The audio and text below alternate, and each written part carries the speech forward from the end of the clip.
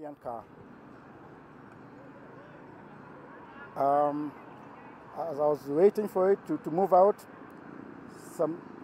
two other men came on my left side where I was seated. My son was driving, opened the door and tried to pull me out. They did not identify themselves, so I refused to get out of the car and instructed my son to drive away. So we drove away. I think I was left with one handcuff on my wrist. We drove away. They followed us, and we decided to come to Karen police station because we recognize that this is an abduction or a carjacking or some similar criminal activity. So we came to Karen police station to look for help. We drove right into the station, but those two cars followed us right inside and forced me into their car, a white Probox. I was sandwiched between two men in civilian clothes. I was handcuffed and I was assaulted. They were demanding to know why I was resisting arrest. And I told them I was not resisting arrest, I was resisting criminals. I don't know who you are. You have not identified yourselves. And up to now, as far as I am concerned, you are criminals. They drove me down Langata Road up to near, I think around the turning of Langata South Road, where they stopped, made a few calls. I don't know to who, but I gather they were talking to their superior. I could hear them uttering words about Alpha, Bravo, Sierra. I don't know what those mean, but I heard them mention DIC headquarters. Then after some long conversations, they decided to turn back. We came with them. I was still handcuffed in the car. We stopped here, just across the road here, near the Shell petrol station. That is the time they asked for my ID, and I gave it to them. They looked at it. They said, "You're the Francis Macharia Gaitho?" I said, "Yes." One guy got out, made some phone calls, came back again, asked for my phone number.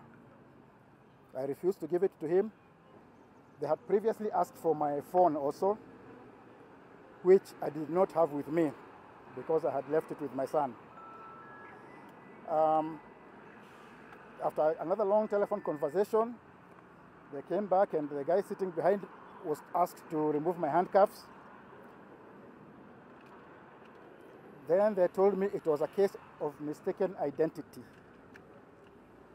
and that I am free to go. They did not explain how it could be mistaken identity.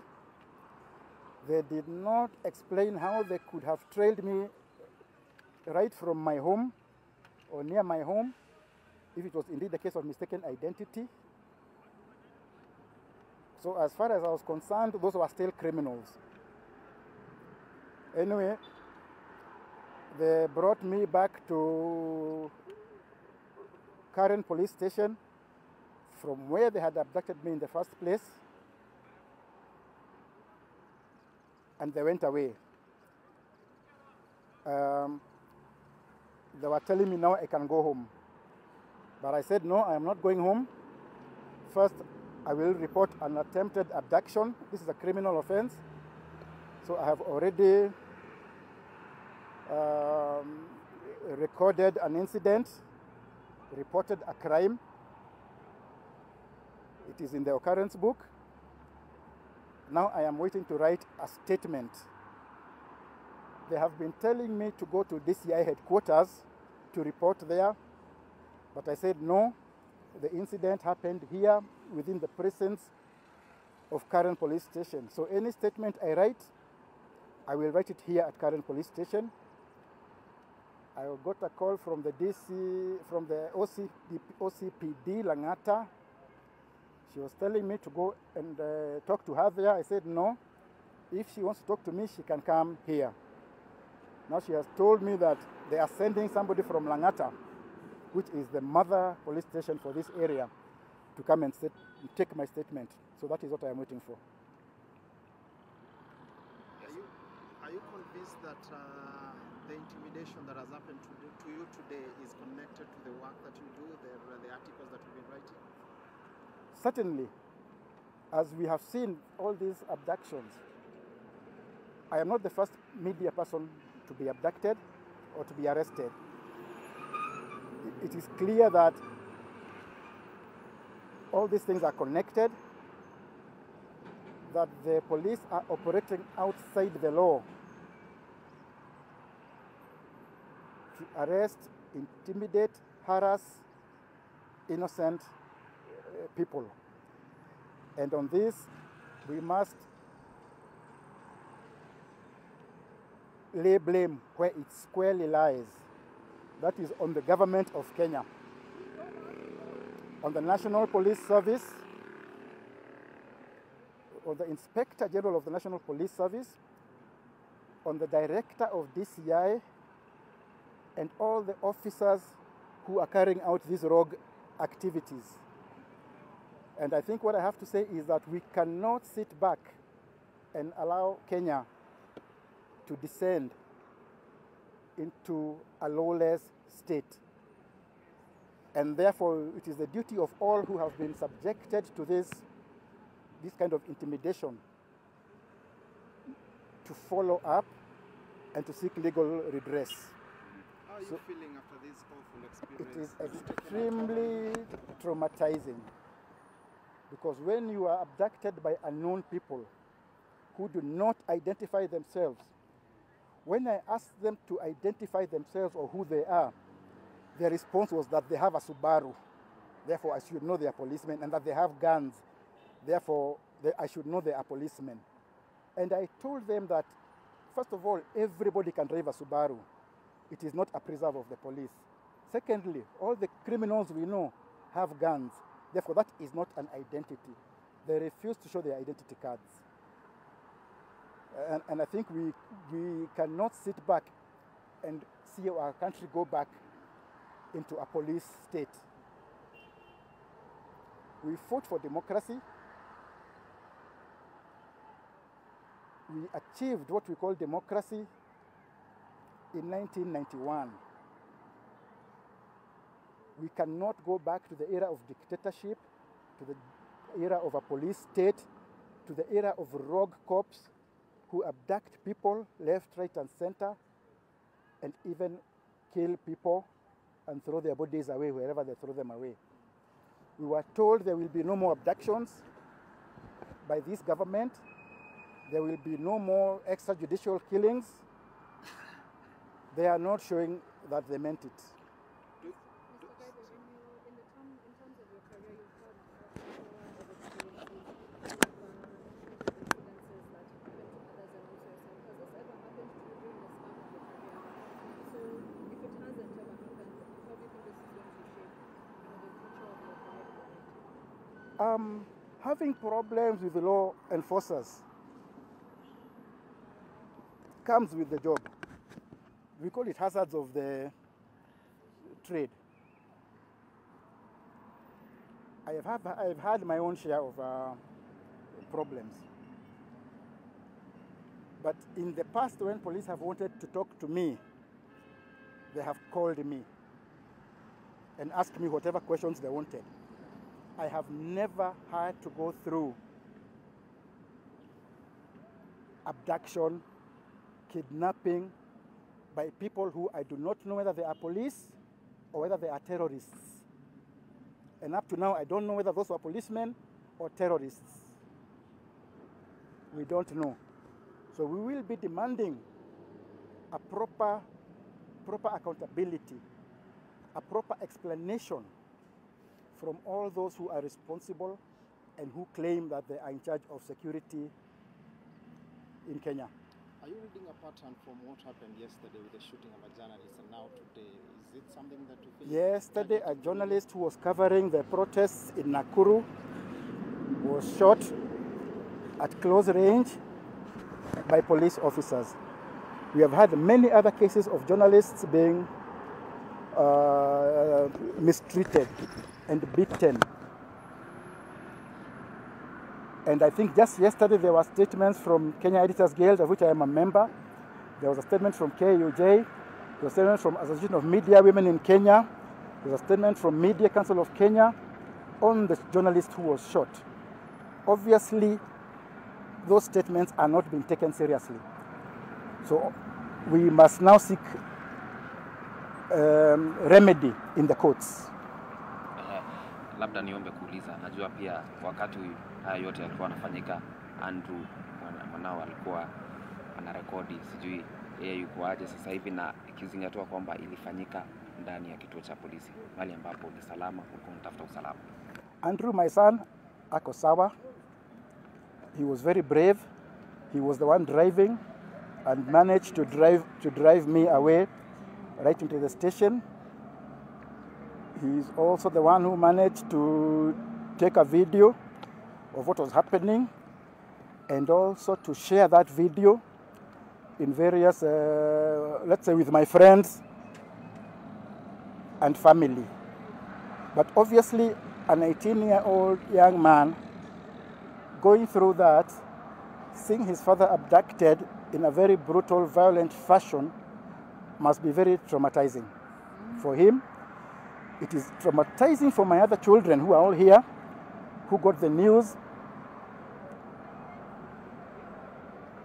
and were wondering what is happening. It is traumatizing for my mom in Nyeri at the age of 95, getting this news that her son has been abducted and she doesn't know by who. So it is traumatizing for everybody involved, not just me. For me, I call it hazards of the trade. But there are those young ones who depend on me, who love me. There are my elders, there are my siblings, there are my friends. All of them will be traumatized. Mr. Gaitho, could you explain whether you believe the statement by this loud that they confused with another Francis Gaitho, and if you intend to sue? I do not believe that. That Francis Gaitho, I am twice his age. That Francis Gaitho does not live where I live because they trailed me from my house. That Francis Gaitho, as far as I know, does not drive a car that resembles mine. It is me they were looking for. It is me they were trailing. Does this cow you? No, we cannot be cowed.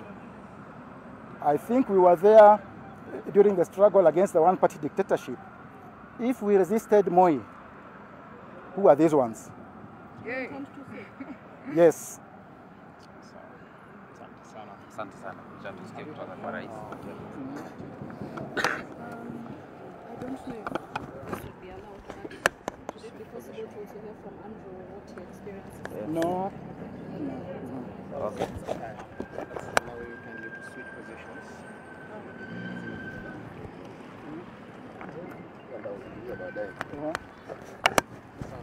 I think Zubeda, thanks for having me. We are dealing with a case of clearly there is a target of the media from yesterday to today. What's the statement coming from your side? Kwanza kabisa ni kitendo ambacho tunakilaani pakubwa kwa sababu umefikia wakati ambapo tunaona serikali haina heshima kwa vyombo vya habari. Na sio tu March, na pole sana kwa kile ambacho kimekufika hii leo. Inasikitisha sana kwamba kama wanahabari hatuna amani tena. Kazi yetu na ndio sposa kazi ambayo tunaifanya inatambuliwa chini ya kipengele ambacho kinazungumza kuhusu haki za kibinadamu. Mbona media ikawa ndio peke yake imetambuliwa kwenye Bill of Rights? Ni kwa sababu taifa linatutegemea sisi kupata habari, kufahamishwa, na tuna haki ya access to information. Lakini wakati ambapo tunataka kuwafahamisha wananchi, tunakuwa kwamba sisi sasa ndio walengwa, tumekuwa adui. Marsh amekuja katika kituo cha polisi ambapo anajihisi kwamba ni salama. Lakini kufikia wakati ambapo analengwa akiwa katika kituo cha polisi ni jambo la kusikitisha sana, na ni jambo ambalo tunalikemea pakubwa sana. Kwa sababu tunajiuliza kama Wakenya, tuko salama? kwa sababu huwezi kusema ni mistaken identity. Mash ameeleza kabisa hawaishi pamoja na the Mash wenye wanasema kwamba wanamfuata. Wanaishi maeneo tofauti, na ni kitu ambacho tumeona kumekuwa na msururu wa wanahabari kulengwa. Jana tumetoka tu kuzungumza kuhusu mwanahabari aliyepigwa risasi. Wanahabari wetu wamelengwa na vitoza machozi. Wanahabari wetu sasa wamekuwa wao ndio wale wanaitwa criminals, lugha ambayo inatumika katika nyanja za kisiasa. We are not criminals. Kazi yetu ni kufahamisha mwananchi kile ambacho kinafanyika. Kazi yetu, makosa yetu ni kubeba microphone na kamera, kumfahamisha mwananchi kuhusu kile ambacho kinafanyika. Hatubebi bunduki, hatubebi mawe, hatubebi rungu. Kwa hivyo unapochukua risasi na kumpiga mwanahabari, unapochukua pingu na kumjeruhi mwanahabari hata bila kumfahamisha kwa nini unamjeruhi, ni kusudi lako ni gani? Labda hawa polisi tuwakumbushe Article 49 of the Constitution. Sijui kama wameisoma, kuhusu haki za yule ambaye anakamatwa. Unastahili kumwendea, umuulize sababu za kumkamata ni gani. Wakili yuko hapa atazungumza. Ni haki za kwa yule mnayemkamata, mueleze kwa lugha ambayo anaielewa kwa nini unamkamata, jitambulishe kwamba wewe ni nani, na umueleze kwa sababu kusudi gani wewe unamkamata na nia ambayo ama hatua ambazo utachukua baada ya kumkamata. Si kuweka mtu kwenye gari kama gunia, hata kama ni criminal, hata kama ni terrorist. Kila Mkenya ana haki ambazo amewekewa na kuhakikishiwa kwenye katiba. Mshike kwa njia ya heshima, mfikishe katika kituo cha polisi na umpe haki ya kuwa na wakili. Si kumbeba na kumdhalilisha na kumuumiza kwa makosa ambayo hata mwenyewe hajui ni makosa gani. Kwa hivyo tangu maandamano yaliyopita tuliona wanahabari wetu wakijeruhiwa. Wakumbuka wale ambao walilengwa wakiwa katika ndani ya gari, wanatumiwa vitoza machozi. Wengine wao they are still traumatized to death.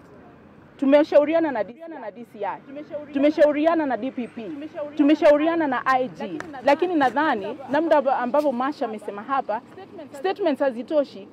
Itabidi sasa kama tumesukumwa ukutani, wakitaka tuingie barabarani tutaingia. Na nadhani hapa ndio umefikia wakati kwamba sasa tutatoa notice, 7 days notice. Kama hakuna yeyote ambaye atachukuliwa hatua, hatutakuwa na budi kuingia barabarani, kwa sababu inaonekana hiyo ndio lugha ambayo serikali inaelewa.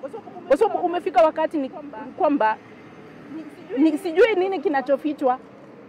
Tunapoeleza mwananchi ambacho kinaendelea, wanaogopa nini? Kama kweli haki inatendeka, kama kweli mambo yanafanyika jinsi ambavyo inastahili, uoga wao ni wa nini?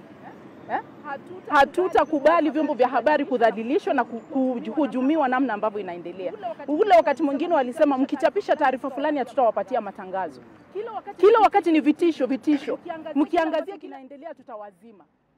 Tuna haki kama vyombo vya habari kuangazia kile ambacho kinaendelea humo nchini na kumfahamisha mwananchi kuhusu kile ambacho kinaendelea humo nchini, na hatutasita na hatutakoma na hatutatishwa. Tutaendelea kufanya kazi yetu kwa sababu ni haki yetu kumfahamisha mwananchi na kuhakikisha kwamba anajua kile ambacho kinaendelea. Inaumiza sana na hiyo kauli kusema mistaken identity. Wako wapi? Waje hapo watuambie kwamba ilikuwa mistaken identity. Nani hamjui Mash? Aliingia kwenye sekta ya wanahabari kabla yangu, na wakati niliingia nilimjua Mash ni nani. Hawezi kutudanganya kwamba mistaken identity. Hawajui Mash anakaa vipi. Hata kama ni mistaken identity, Mash is not a criminal, kwamba mnamshika na kumrusha kama gunia. Na tunakemea kabisa, na poleni sana kwa familia. Bila shaka ni swala ambalo hatutaliatia hapa, tutalifuata hadi tamati. Jana tumetuma statement, lakini imekuwa statement zetu ni kama wameamua sasa ni za kufunga nyama. Wacha waropoko, hakuna kitu watafanya. Lakini sasa tunataka kusema umefika mwisho. Asante sana. SG. Okay, we are here to show solidarity with Macharia, who is our senior in the industry.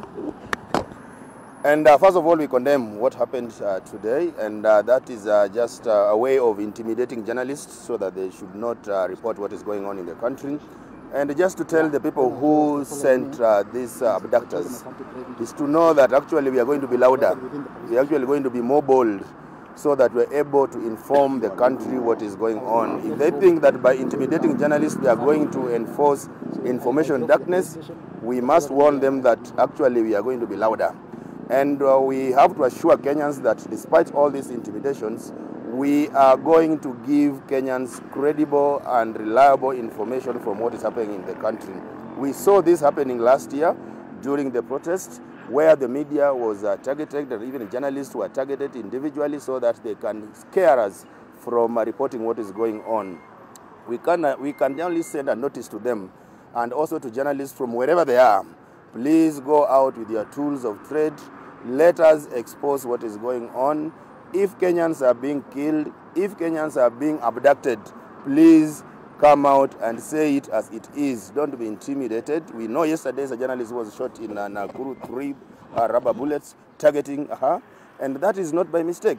And I don't buy this story of mistaken identity of Macharia. That's what we call stories ajaba. And we can't tell the DCI that we are intelligent enough. We know what is going on. For you to go for Macharia, that means you profiled him, you've trailed him, you've heard all the information about him, and therefore you cannot lie to us. Please try to lie to someone else, but not to the media. We are intelligent enough.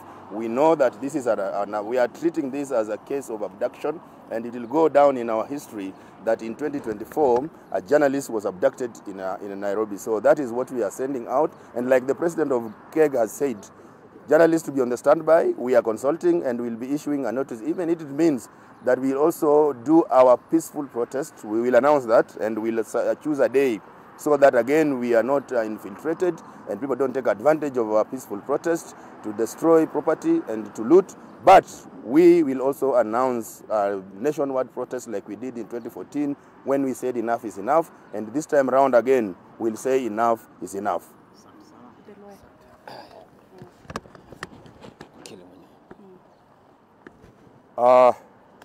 It's quite a dark day that I've been summoned to leave the funeral service of the learned judge Majanja, who died, to come and deal with a question of an illegality being committed by a state agency.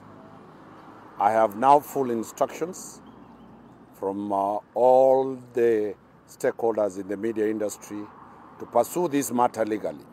First, the circular of the Director of Public Prosecution rests the responsibility of investigate police abuse, police misbehavior on the office of the IPOA. From here, we shall record a statement, a complaint at IPOA, because that is the constitutional office allowed to deal with this matter.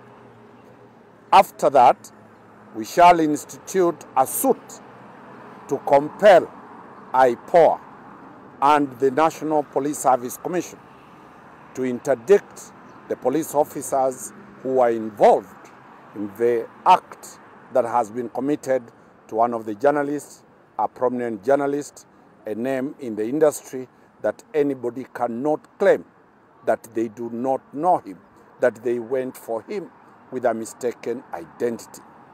2, the law, the police standing orders, the Criminal Procedure Code provides for the manner in which a suspect is supposed to be arrested.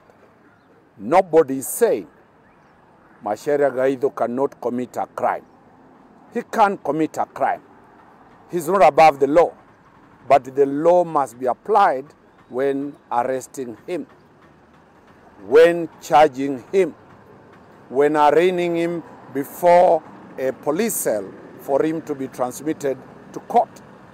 So we shall be moving very swiftly today to implement the 2 legal instruments available for the citizens of this country. Third, this is not an isolated event. This is not an event that anybody can say that it was a mistaken identity. For the DCI to trail serious data has been analyzed, profiling has been done, risks have been assessed, timing has been agreed, and how to execute that matter. My good friend here tells me he was living at home. And as they were driving out of the home, suspicious vehicles started trailing him. So as they were trailing him, they knew who they were trailing. They were not trailing a ghost. He immediately sensed, being a veteran journalist, and instructed the driver to rush to the nearest police station. The speed of the car and the expertise of the driver and the instinct of Macharia saved him. Had he been intercepted before he reached at the police station, the destination could be either quarry, dumping site, could be anywhere where nobody knows. Still, the trailers had the audacity to come to the police station and manhandle Macharia Gaitho. If you can see, these are injuries. This is what the law says, that torture was banned in this country. This is what was said, that the police will only be allowed to use reasonable force if the person being arrested resists. Macharia Gaitho was within the police station, within the police premises. Why on earth will anybody want to do this to us? We shall be seeking that these cannot be police officers. These must be extrajudicial people appointed to execute illegal orders, and we shall move very fast to get the perpetrators of such a crime outside. What would happen to an ordinary Kenyan, unknown, whose face is not known in this country, if it can be done to a senior media personality to this? Is this an isolated attack on the freedom of the journalism, the freedom of the media? It is not. It is a well-choreographed attack, systematic attack to make sure that the media does not discharge their mandate. The fourth estate is protected by the constitution of this country. It is protected by the statutory provisions of this country, and we shall be calling upon the new acting DIG to take charge of his people, and they operate within the law. Otherwise, the media cannot stop from discharging its mandate. Remember, the media never causes news. It reports news. They are a messenger. They can only report what has happened. They do not create news. So if anybody is aggrieved with the manner the media is relaying the messages that are being in real time, it's too late.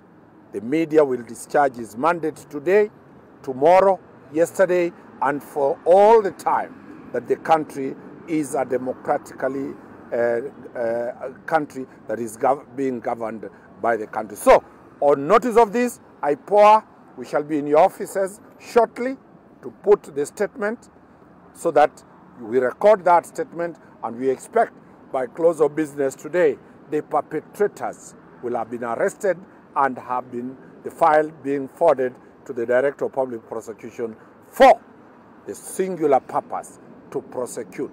This is a matter of great public interest. Thank you very much. Thank you. Thank you. I think let's get a close-up of get this one.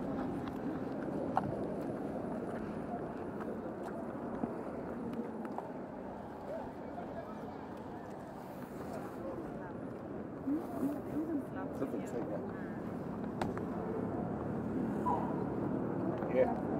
Here these ones have no mandate. The police have no mandate because they cannot investigate one of their own. So we go to IPOR. That's where the complaints against police is filed. Near Art House. Fairview Hotel. After Fairview Hotel, the next building is IPOR building. Or what is it? Yeah, that is where the complaint is placed. But we still write a statement here.